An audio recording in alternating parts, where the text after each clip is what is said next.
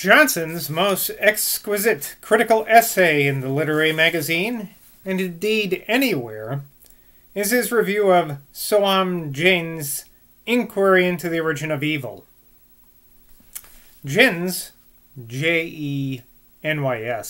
I have chosen to pronounce that Jenny's, or Jins. I have no idea how to actually pronounce it, though. Anyway, he was possessed of lively talents and a style eminently pure and easy, and could very happily play with a light subject, either in prose or verse.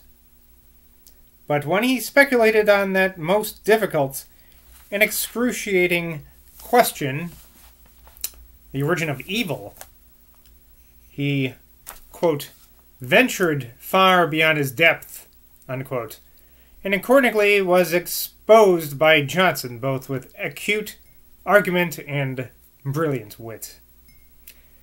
I, Boswell, remember when the late Mr. Bicknell's humorous performance entitled The Musical Travels of Joel Collier, in which a slight attempt is made to ridicule Johnson, was ascribed to Soam Jain's, quote, "Ha!" said Johnson. "I thought I had given him enough of it." Johnson's triumph over Jins is thus described by my friend Mr. Courtenay in his poetical review of the literary and moral character of Dr. Johnson, a performance of such merit that had I not been honored with a very kind and partial notice in it, I should echo the sentiments of men of the first taste loudly in its praise. I shall now quote from this some more bad rhyming poems from this time period, 1756 or 17-something.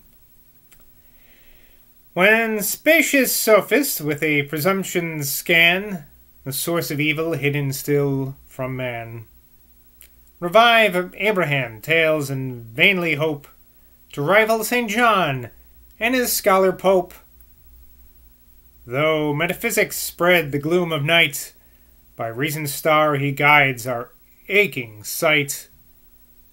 The bounds of knowledge marks and points the way to pathless wastes where wilder stages stray, where like a farthing link boy Jens stands, and the dim torch drops from his feeble hands. Oh, dis. Also, it feels like to write a poem back then, he had to mention fucking Alexander Pope any chance he got. He was like the hotshot of the time, I guess. A very long footnote here. Sometime after Dr. Johnson's death, there appeared in the newspapers and magazines an illiberal and petulant attack upon him in the form of an epitaph under the name of Mr. Soam Jins, very unworthy of that gentleman, who had quietly submitted to the critical lash while Johnson lived. It assumed as characteristics of him all the vulgar circumstances of abuse which had circulated among the ignorant. It was an unbecoming indulgence of puny resentment, at a time when he himself was at a very advanced age and had a near prospect of descending to the grave. I was truly sorry for it, for he was then become an avowed and, as my Lord Bishop of London, who had a serious conversation with him on the subject, assures me, a sincere Christian. He could not expect that Johnson's numerous friends would patiently bear to have the memory of their master stigmatized by no mean pen, but that at least one would be found to retort. Accordingly, this unjust and sarcastic epithet was met in the same public field by an answer, in terms of by no means soft, and such as wanton provocation only could justify, where it is here. Epitaph, prepared for a creature not quite dead yet. Here lies a little ugly, nauseous elf, who, judging only from its wretched self, feebly attempted, petulant and vain, the origin of evil to explain. A mighty genius at this elf displeased, with a strong critic grasp the urchin squeezed. For 30 years its coward spleen it kept, till and in the dust the mighty genius slept. then stunk and fretted in expiring snuff, and blinked at Johnson with its last poor puff. Ooh, that's rough, man. That's harsh. Yowzas. Anyway, this time this year, 1756, Mr. William Payne, brother of the respectable bookseller of the same name, published an introduction to the game of draughts, to which Johnson contributed a dedication to the Earl of Rochford and a preface, both of which are admirably adapted to the treatise to which they are prefixed. Johnson, I believe, did not play at draughts after leaving college, by which he suffered, for it would have afforded him an innocent soothing relief from the melancholy which distressed him so often. I have heard him regret that he did not learn to play at cards, and the game of draughts, we know, is peculiarly calculated to fix the attention without straining it. There is a composure and gravity in draughts which insensibly tranquilizes the mind, and accordingly the Dutch are fond of it as they are of smoking, of the sedative influence of which, though he himself never smoked, Johnson had a high opinion. See my Journal of the Hebrides, Tour of the Hebrides for 3rd edition for more on that subject. Besides, there is in draughts some exercise of the faculties, and accordingly Johnson, wishing to dignify the subject in his dedication with what is most estimable in it, observes, "Triflers may find or make anything a trifle, but since it is the great characteristic of a wise man to see events in their causes, to obviate consequences, and ascertain contingencies, your lordship will think nothing a trifle by which the mind is inured to caution, foresight, and circumspection."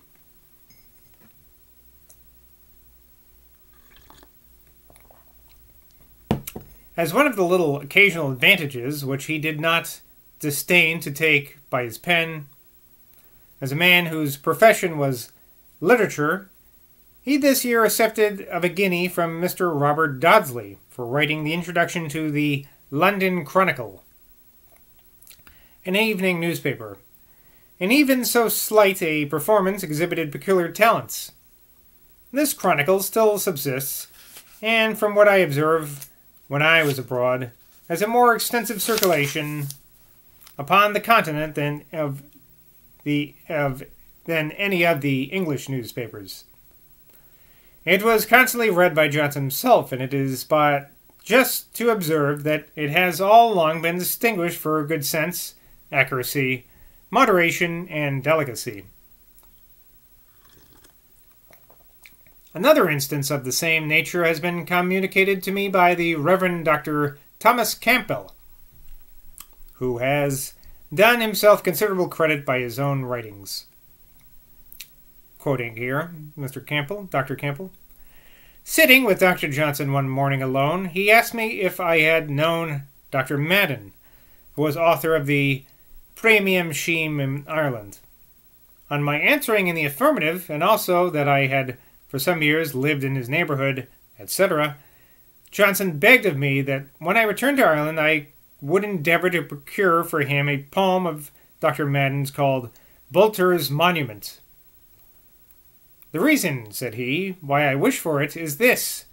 When Dr. Madden came to London he submitted that work to my castination, and I remember I blotted a great many lines, and might have blotted many more, without making the poem worse.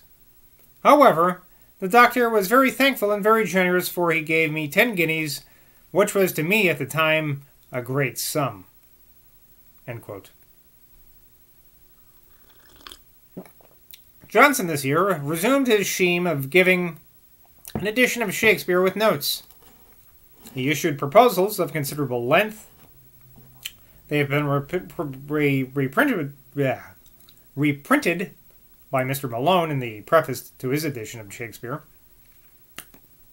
in which Johnson showed that he perfectly well knew what a variety of research such an undertaking required, but his indolence prevented him from pursuing it with the diligence which alone can collect those scattered facts that genius, however acute, penetrating, and luminous, cannot discover by its own force. It is remarkable that at this time his fancied activity was for the moment so vigorous that he promised his work should be published before Christmas 1757, which is like the next year. Yet 9 years elapsed before it saw the light.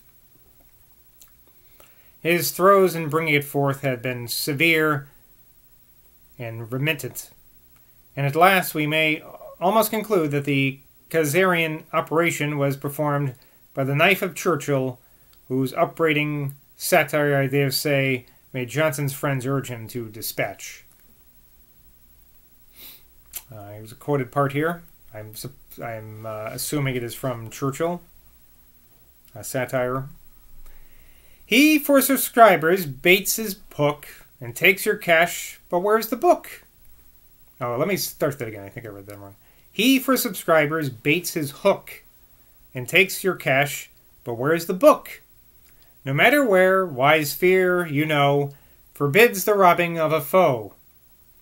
But what, to serve our private ends, forbids the cheating of our friends.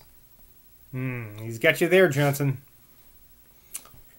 About this period, Johnson was offered a living of considerable value in Lincolnshire, if he were inclined to enter into holy orders.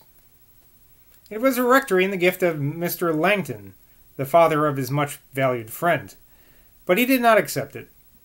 Partly, I believe, from a conscientious motive, being persuaded that his temper and habits rendered him unfit for the assiduous and familiar instruction of the vulgar and ignorant, which he held to be an essential duty of a clergyman, and partly because his love of a London life was so strong that he would have thought himself an exile in any other place, particularly if residing in the country.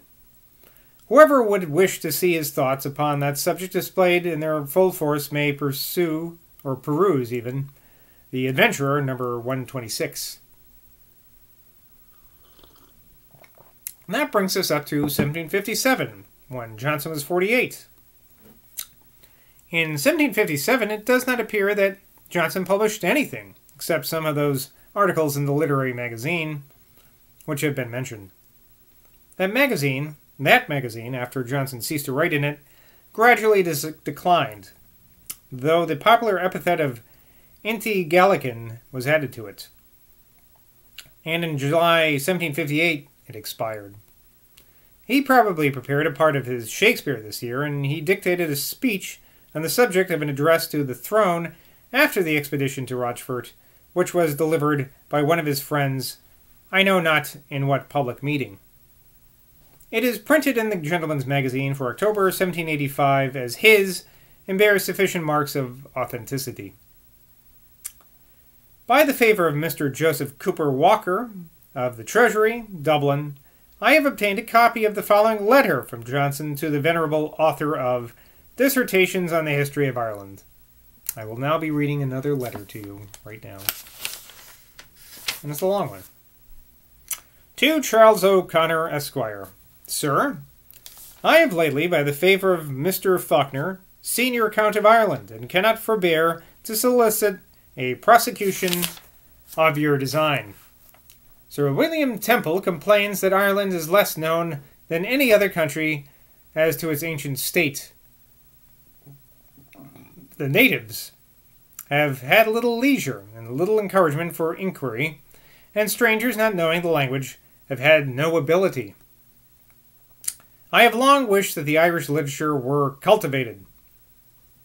Ireland is known by tradition to have been once the seat of piety and learning, and surely it would be very acceptable to all those who are curious either in the original of nations or the affinities of language to be further informed of the revolutions of a people so ancient and once so illustrious. Now look at them. What relation there is between the Welsh and Irish languages, or between the language of Ireland and that of Biscay, deserves inquiry. Of these provincial and unextended tongues, it seldom happens that more than one are understood by any one man, and therefore it seldom happens that a fair comparison can be made. I hope you will continue to cultivate this kind of learning, which has lain too long neglected, and which, if it be suffered to remain in oblivion for another century, may perhaps never be retrieved. As I wish well to all useful undertakings, I would not forbear to let you know how much you deserve, in my opinion, from all lovers of study, and how much pleasure your work has given to, Sir, yes, you guessed it, your most obliged and most humble servant, Sam Johnson, London, April 9th, 1757. Footnote here.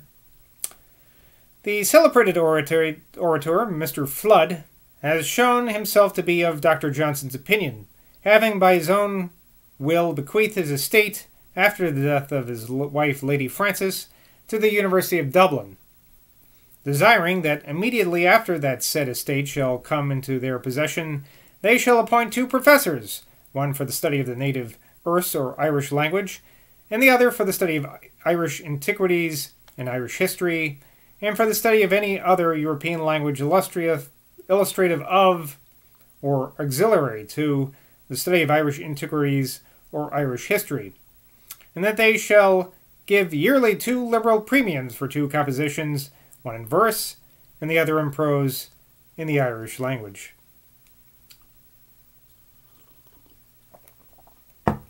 Footnote from me here, just before this epidemic or pandemic started, I was taking a little Irish class for free with a friend of mine.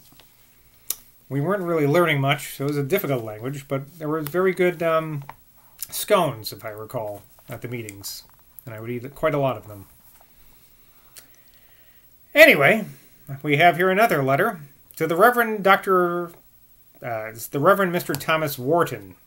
Oh boy, we're back to Thomas Wharton again. I'm sure he's going to have a lot of little side notes here. They're going to be a pain in the ass for me to intermix into the dialogue. Anyway, to the Reverend Mr. Thomas Wharton. Dear Sir, Dr. Marsilli of Padua, a learned gentleman and good Latin poet, has a mind to see Oxford. I have given him a letter to Dr. Hunsfordshire, now of late Vice-Chancellor, reminds Wharton, and shall be glad if you will introduce him and show him anything in Oxford. I am printing my new edition of Shakespeare. I long to see you all, but cannot conveniently come yet. You might write to me now and then, if you were good for anything. But honores mutant mores, which means in Latin, of course, honors change manners. Professors forget their friends. I shall certainly complain to Miss Jones's. I am, and etc., London, June 21st, 1757, Sam Johnson. Pleased to make my compliments to Mr. Wise. Some footnotes here from Wharton. Mr. Wharton was elected Professor of Poetry at Oxford in the preceding year. And Miss Jones lived at Oxford and was often of our parties. She was a very ingenious poetess and published a volume of poems, and on the whole was a most sensible, agreeable, and amiable woman. She was a sister to the Reverend River Jones, chanter of Christ Church Cathedral at Oxford, and Johnson used to call her the chantress. I have heard him often address her in the passage from Il Penseroso, the chantress off the woods among I woo, etc. She died unmarried. That's a footnote from Wharton. Anyway, Mr. Burney, having enclosed to him an extract from the review of his dictionary in the Bibliothèque des Savants, and a list of subscribers to his Shakespeare, which Mr. Burney had procured in Norfolk, he wrote the following answer. So now this is a letter from Johnson to Mr. Burney in Lynn, Norfolk. Sir, that I may show myself sensible of your favours, and not commit the same fault a second time, I make haste to answer this letter which I received this morning. The truth is, the other likewise was received, and I wrote an answer. But being desirous to transmit you some proposals and receipts, I waited till I could find a convenient conveyance, and day was passed after day, till other things drove it from my thoughts. Yet not so, but what that I remember with great pleasure your commendation of my dictionary. Your praise was welcome, not only because I believe it was sincere, but because praise has been very scarce.